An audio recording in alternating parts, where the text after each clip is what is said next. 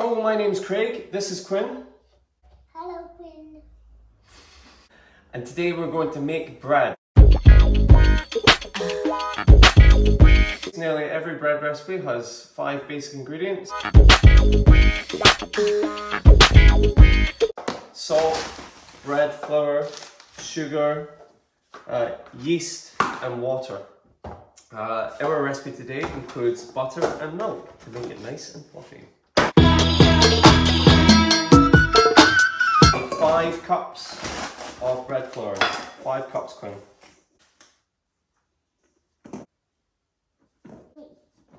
Yep. How many are we doing? With the 5th one, don't put the 5th one straight into the mix. We want to keep it so that we can add it. We're just going to add a dash of salt. 60 grams of butter. Do you know 60? What number is that? 1. Yeah, that's 29, so we need a bit more. There, bob on 60. Right, we're just going to put that on a very low heat for 2 minutes and then it'll be melted. We don't want the butter to curdle, but we want to be able to pour it into our mixture. This is a very yeasty bread and we need 5 teaspoons of yeast. Sure. 1, 2, 3, 4, 5. Oh, you spilled a little bit. Do a little bit more for luck. Yeast likes to be fed by sugar. So we're going to get 4 teaspoons of sugar. 3, 4. So we're going to get some warm water. Alexa, stop. Right, see, is our butter starting to melt? Yeah. The rest of the butter will melt on its own. 8. 8. We want to target around 300 milliliters. Because I've done this a few times with this particular flour and the amount of yeast, I'm going to put in 310.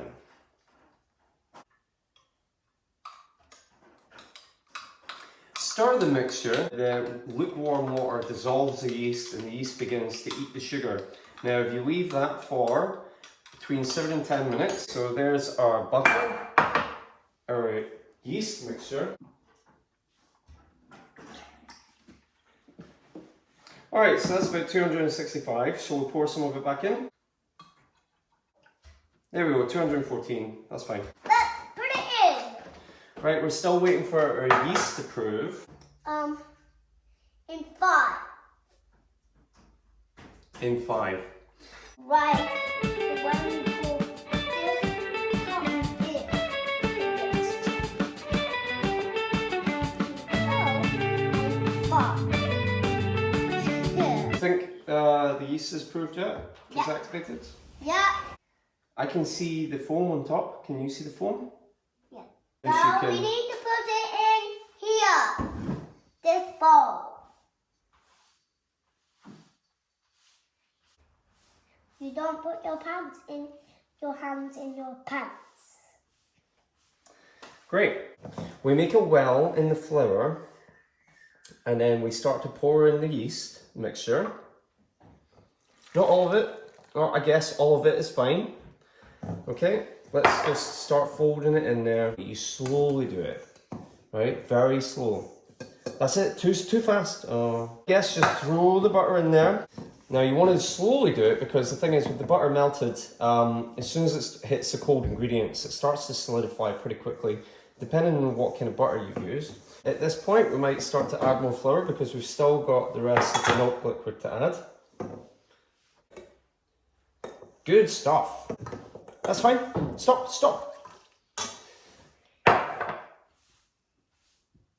You can see that if there's too much liquid added, it starts to get really sloppy. And if you're using a stand mixer, it will start to throw some of the mixture out of the mixing bowl. This is why we keep our other cup. We need to add this again. Right. That's it, go ahead. We'll just use this excess butter to oil up the counter a little bit. We're going to use our clean counter to begin to knead the dough. This will get all of this off the sides of the bowl.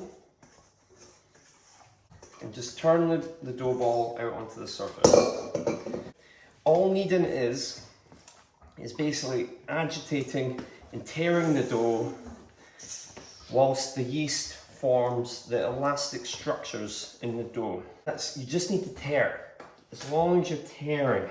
Yeah, and all of you guys are going to go in the dough. You don't need to have strong arms or anything like that. As you can see, I'm doing it with one hand. I can use my scraper to collect off any bits. Now, once it starts to become a bit more of a single structure, you can get both hands in there. And then using both hands to stretch it. See how it's tearing? Yeah. Fold it into itself. There we go. Stretch and fold it into itself. See, it's become more elastic already. And you do that for between 10 and 15 minutes until you get a smooth, elastic ball. So when you pull it apart, it doesn't tear anymore, it just stretches. And that's when it's ready to put into a bowl and prove. But if you want, you could do the whole thing in a stand mixer. It needs for you with a dough hook, and you can do other things whilst it's kneading. And we're going to pop it in there.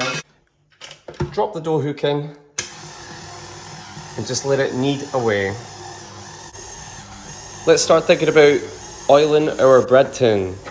I keep the papers from butter in the fridge, and it makes it really easy to just grab one and start wiping down a tin. Try and get all the edges, the corners and the tops. Flour our dish. Flour up your dish using plain flour, bread flour, it doesn't really matter. But just put a little bit in there, shake it around and start coating the dish. Once you've done that, feel free to let the flour come down onto the counter because we're going to use it.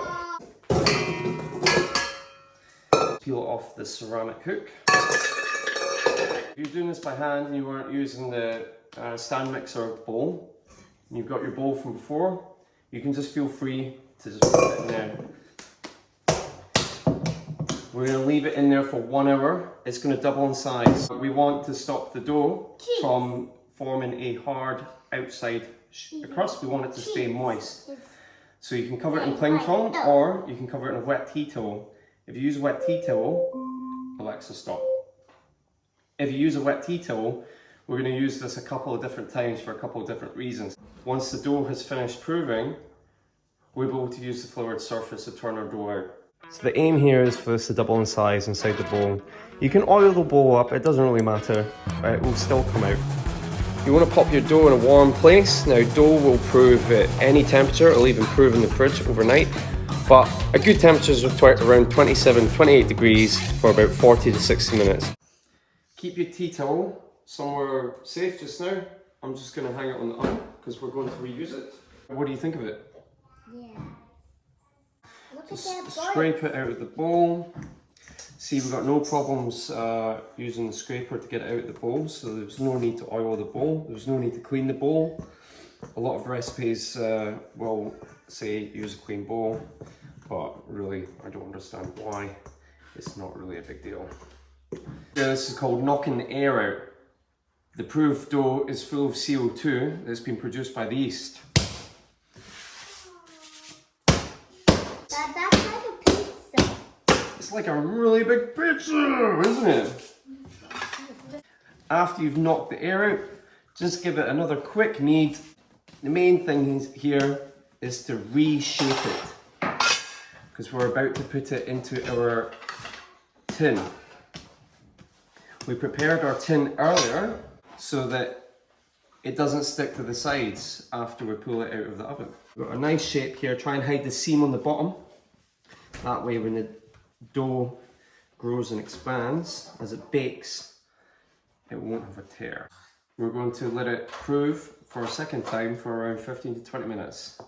It should fill the dish and nearly double in size again. And this is where we use our tea towel again. Get your oven preheated whilst the bread's on its second proof to 200 degrees. We're nearly there. Prepare the dough before we place it into the oven by spraying it with some water. Keeping it wet is going to give it a crustier crust. And then we're going to just dust it with a good dose of plain flour or bread flour. And with a sharp knife, just score the top.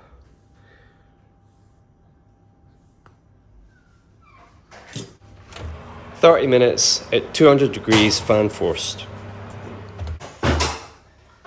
Get your cooling rack in place.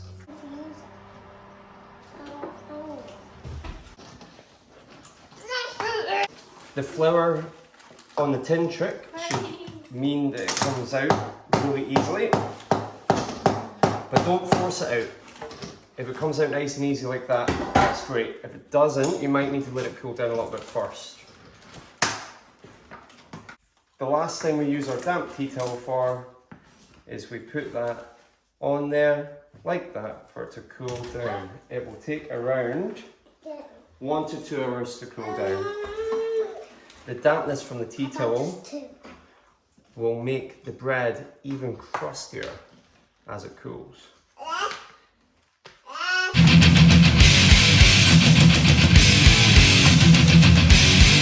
We do have a crack around here. It's not a bad thing, but it has cracked all the way around. I could have let it prove for a bit longer, probably the first time, maybe the second time, maybe both. Have a piece whilst it's still cooling down. Tear it off, don't cut. If you cut and it hasn't fully cooled down, it will still be a little bit doughy, and as the knife passes through it, it will roll the dough up against the knife. If you overprove the bread, it will fill outside of the tin, and that's when you end up with the shoulders. Now that hasn't happened here. We've got the inverted shoulders, and it's okay if you have shoulders. It's just harder to deal with when you start slicing it up, or you want it to fit in the toaster and just stuff like that. Maybe you have a tub that you use, and then suddenly it doesn't fit the tub.